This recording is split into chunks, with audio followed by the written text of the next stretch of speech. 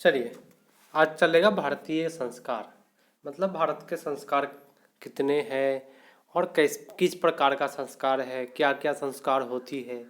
तो जो लोग क्लास 10th में है याद रखें, बीटीसी बुक से मैं कराता हूँ। 100% क्वेश्चन आपको टकराएगा।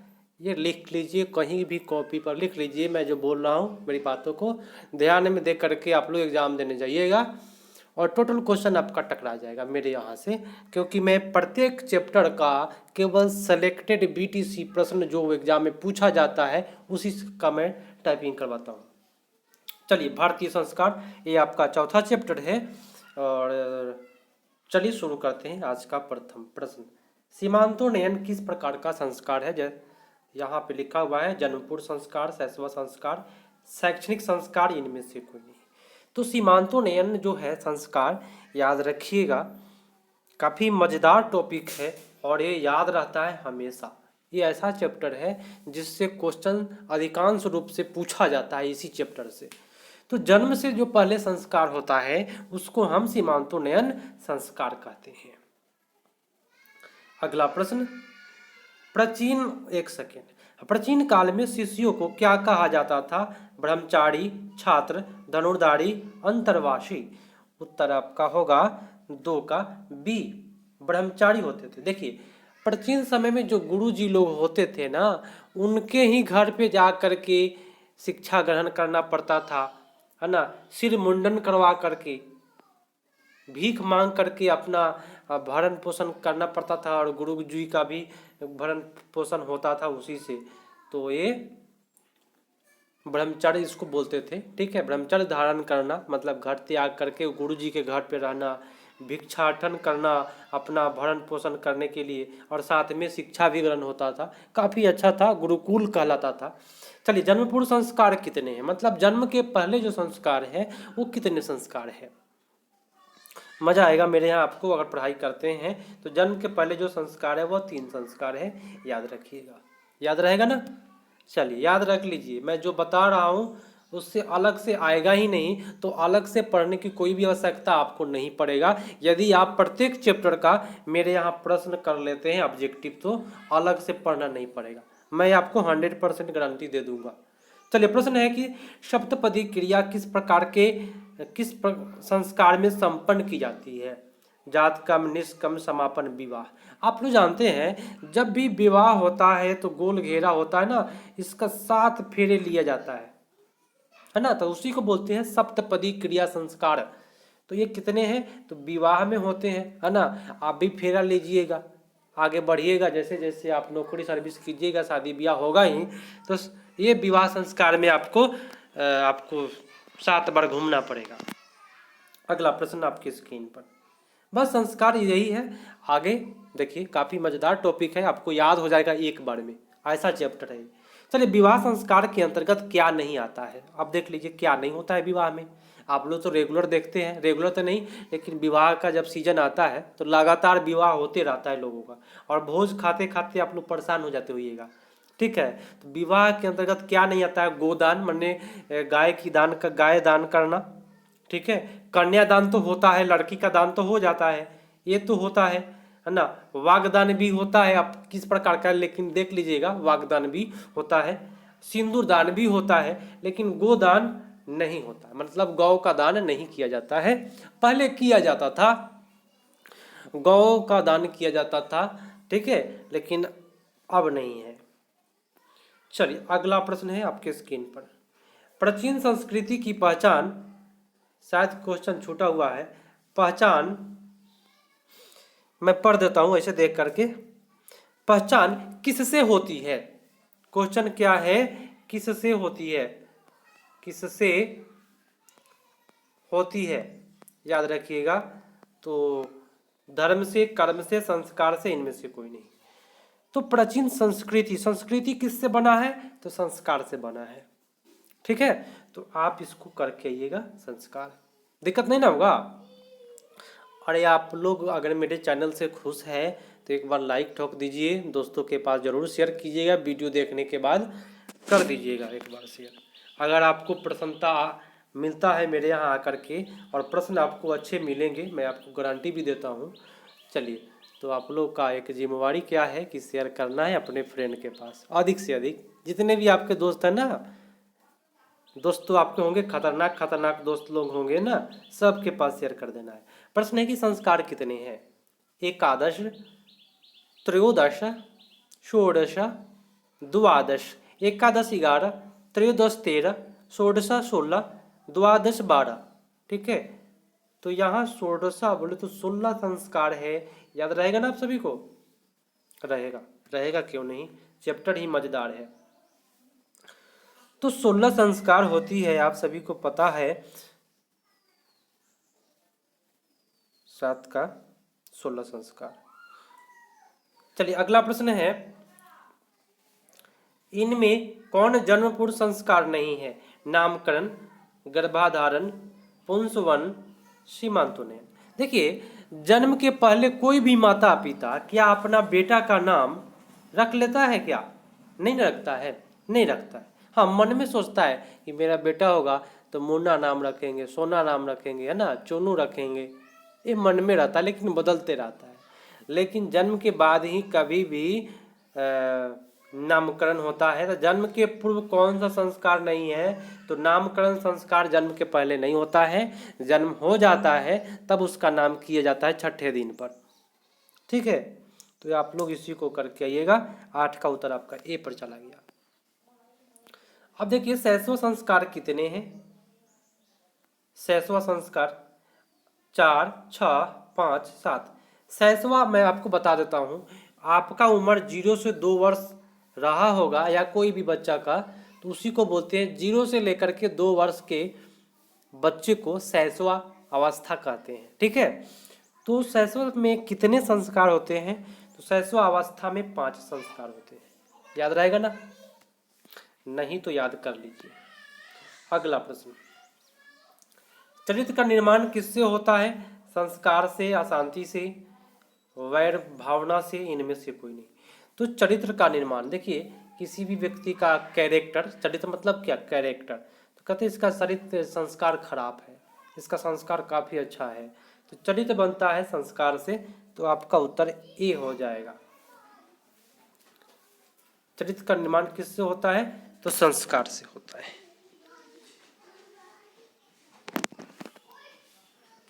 चलिए अगला प्रश्न है, देखिएगा। और किसी क्वेश्चन में अगर हमको डाउट हो जाता है तो आप लोग सुधार कर लीजिएगा थोड़ा सा, ठीक है, क्योंकि क्वेश्चन कराते समय बहुत सारी प्रक्रिया से गुजरना पड़ता है हमको।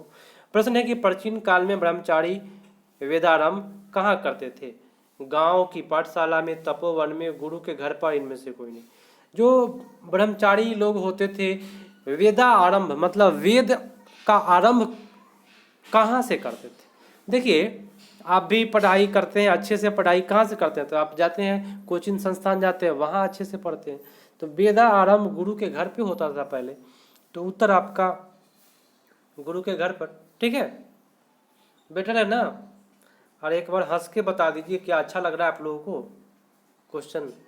चलिए, केशांत संस्कार में शिष्या का प्रथम क्षौर कर्म कहाँ होता है?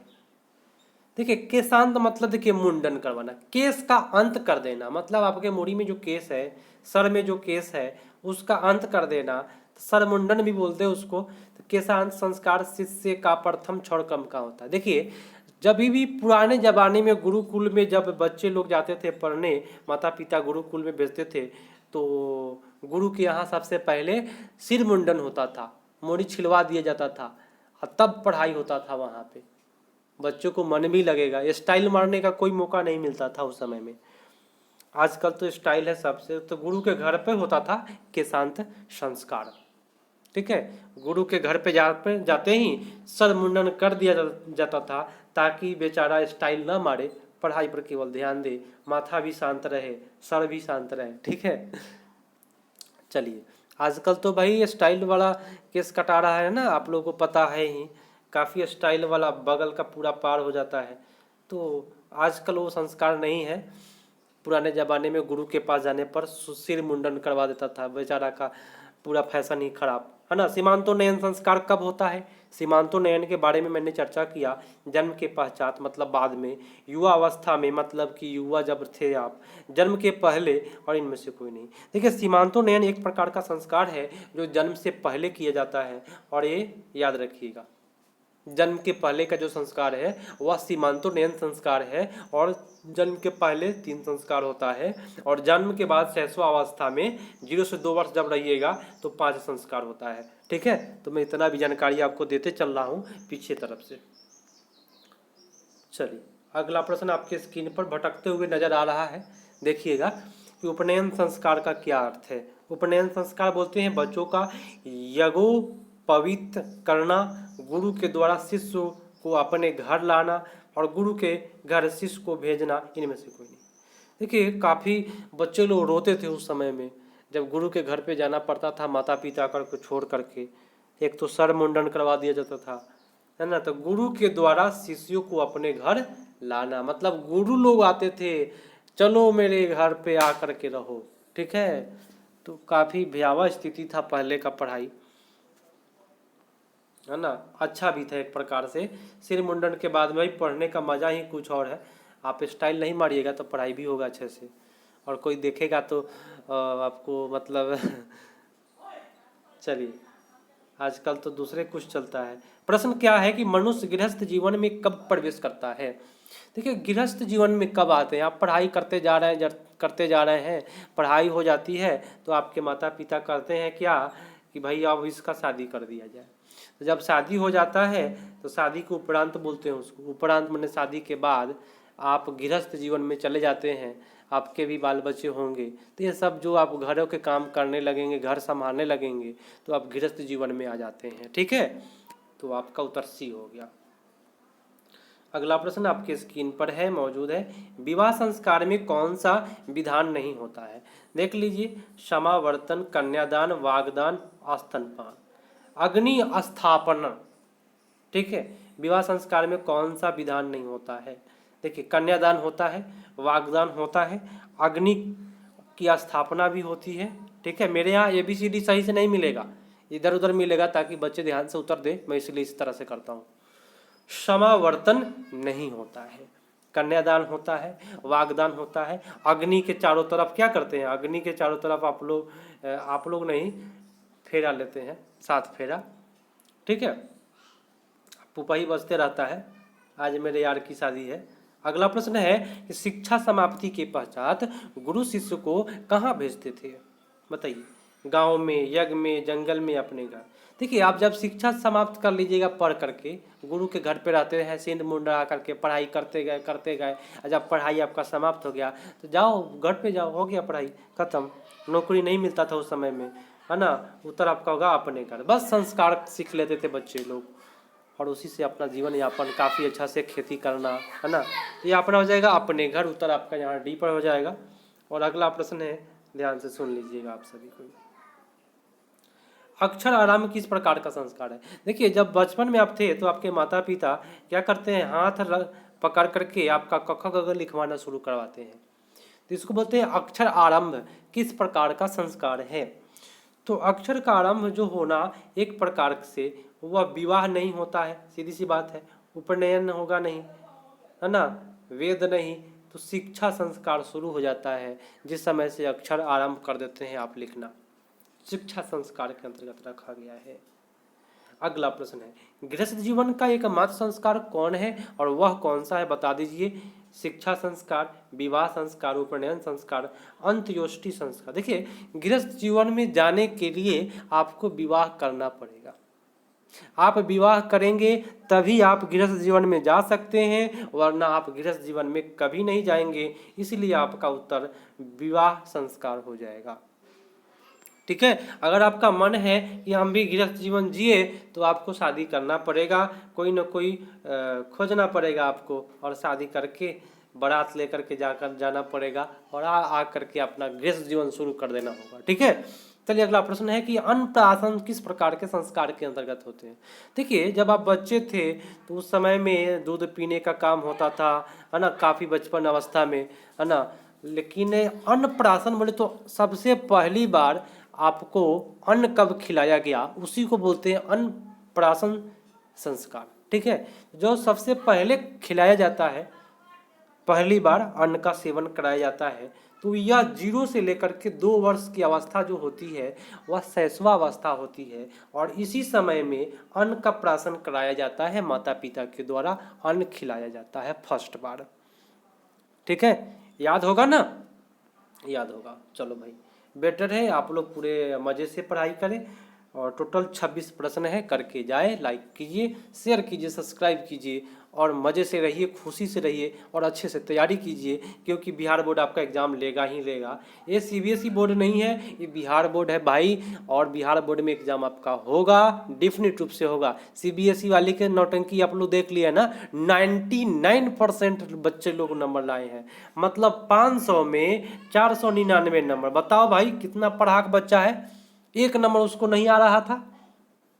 ठीक है, तो CBSE का नौटंकी देख लीजिए, क्या नौटंकी है, 500 में 499 नंबर। भाई कहीं संभव है एक नंबर का बच्चा को नहीं आएगा? जब 499 ला दिया तो एक नंबर नहीं आएगा उसको? तो ये सब नौटंकियां हैं, CBSE के फेर में नहीं पढ़ना है। आप बिहार बोर्ड के बच्चे हैं, और आपको एग्ज़ाम देने के बाद ही आपको रिजल्ट मिलेगा, इसलिए आपको पढ़ाई अच्छे से करना होगा। और मैं ऐसे प्रश्न कराऊंगा जो आपको टकरा जाएगा। तो 21 का उत्तर जो हो जाएगा, यहाँ हो जाएगा अक्षर आरंभ। जिस समय में आपका अक्षर आरंभ होता है वो गोदान संस्कार का मुख्य कर्म है, मतलब गोदान का मुख्य कर्म अक्षर आरंभ है। चलो भाई, अगला प्रश्न। प्रश्न है, संस्कार के प्रायः कितने भाग होते हैं? 8, 4, 6, 5। अब भाग बताना है। टोटल संस्कार तो आप जानते हैं 16 संस्कार है, लेकिन कितने भाग हैं संस्कार के, ये अगर आपसे पूछ दे तो आप लोग जवाब दे करके आइएगा, संस्कार के 5 भाग होते हैं। ठीक है, लाइक किए हैं कि नहीं? अभी तक नहीं किए हैं? दोस्त के पास शेयर करते हैं आप सभी? कोई शेयर करते हैं कि नहीं? आपके फ्रेंड इसमें है ना? आपके जो दोस्त है जो साथ में जाते हैं कोचिंग पढ़ने, है क्या? पता कीजिएगा, क्या मेरे यहाँ पढ़ाई करते हैं? अगर नहीं करते हैं तो भेजिएगा उनके पास। चलिए, मंडप निर्माण का आयोजन किस प्रकार के संस्कार में किया जाता है? अब आप लोग देखिएगा, शादी ब्याह में मड़वा में जाने का जल्दी रहता है ना? बारात जाएंगे तो चलो भाई मड़वा देख करके आते हैं, कैसा मड़वा बना है ना? तो मंडप का निर्माण तो आप लोग को समझ में आ ही रहा है।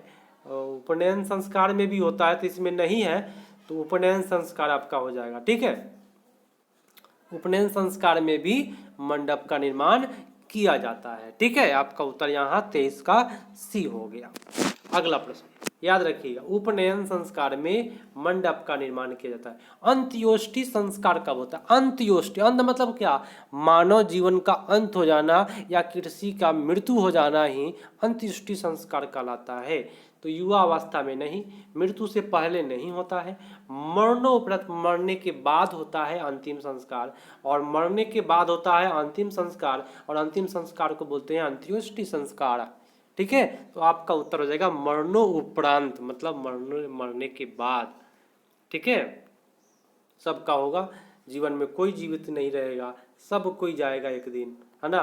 प्रश्न है कि पानी ग्रहण किस संस्कार में होता है? शैक्षणिक संस्कार, शैशव संस्कार, विवाह संस्कार और जन्म पूर्व संस्कार। तो उत्तर आपका 25 का आपका C पर जाएगा। विवाह संस्कार में पानी ग्रहण संस्कार होता है, याद रखिएगा। उत्तर आपका C पर चला गया। और अगला प्रश्न, और आज का ये लास्ट है, पूरे ईमानदारी से आप लोग शेयर कीजिएगा, आपके जितने भी फ्रेंड हैं ना, और आपके फेवरेट फ्रेंड, और मज़े से आप लोग साइकिल चलाते झूमते गाते जाते हैं, उन दोस्तों के पास जरूर शेयर कर दीजिएगा एक बार। ठीक है, संस्कार कितने होते हैं? 16, 14, 12, 6, तो 16 संस्कार होता है टोटल। तो आप संस्कार कितने होते हैं? तो 16 बोले तो क्या, 16 संस्कार, है ना? और कमेंट में बताइएगा कि आपका 26 में कितना सही गया है, और कमेंट करके ये भी बताइएगा कि आपके दोस्त इसमें कितने आ रहे हैं पढ़ाई करने मेरे यहाँ। तो अगर नहीं आ रहे हैं ना, तो अपने दोस्त को किसी तरह से इसमें प्रवेश करा देना है, ताकि आप भी पास करें अच्छे नंबर से, आपके फ्रेंड भी पास करें अच्छे नंबर से। तो मिलते हैं अगले पार्ट में, काफ़ी बातें भी हुई, और तब तक के लिए धन्यवाद। जय हिंद।